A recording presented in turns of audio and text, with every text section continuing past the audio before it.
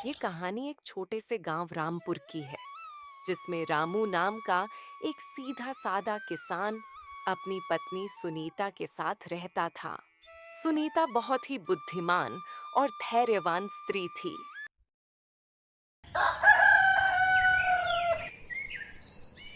एक दिन गांव के जमींदार ने एक घोषणा की।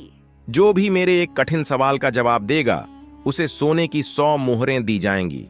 लेकिन उसके लिए मेरी शर्त यह है कि अगर जवाब गलत हुआ तो भारी जुर्माना भी भरना पड़ेगा। जमींदार का सवाल यह था कि दुनिया में सबसे मीठी चीज क्या है, सबसे कड़वी चीज क्या है और सबसे तेज चीज क्या है?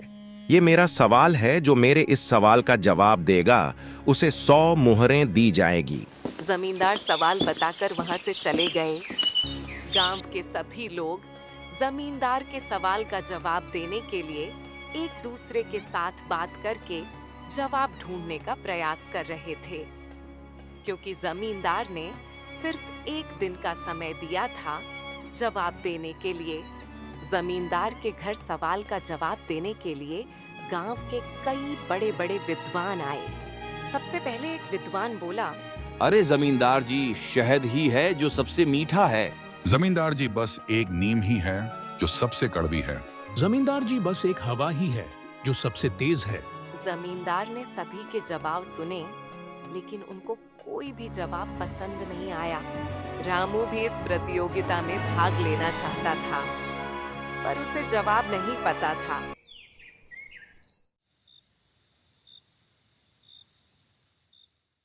उसने घर आकर सुनीता को जमींदार जी के सवाल वाली सारी बात बताई।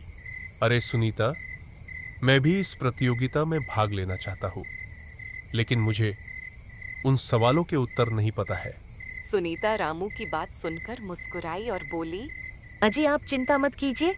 आप तो बस जमींदार जी के पास जाइए और जो जवाब मैं आपको बताऊंगी वो जवाब आप जमींदार जी को बता दीजिए। रामू अगले ही दिन जमींदार जी के घर गया। नमस्ते जमींदार जी, मैं आपके सवालों के जवाब देना चाहता हूँ। हाँ हाँ रामू, बोलो। जमींदार जी, सबसे मीठी चीज वाणी है। अगर इंसान प्यार से बोले तो वह दुश्मन का दिल भी जीत लेता है। सबसे कड़वी चीज वाणी ही है। अगर इंसान कड़वे शब्द बोले तो वह अपनों को भी पराया कर देता है। सबसे तेज चीज मन है। पलक झपकते ही मन यहां से वहां पहुंच जाता है। जमींदार रामू की बुद्धिमानी देखकर दंग रह गया। उसे पता था कि रामू इतना समझदार नहीं है, इसलिए उसने रामू से पूछा। सच बताओ, ये जवाब तुम्हें किसने सिखाया? रामू ने सच बता दिया कि यह उसकी पत्नी सुनीता के विचार हैं।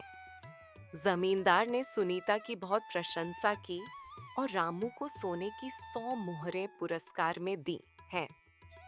यह कहानी हमें सिखाती है कि असली बुद्धिमत्ता केवल किताबी ज्ञान में नहीं, बल्कि जीवन के अनुभवों और व्यवहार को समझने में होती है।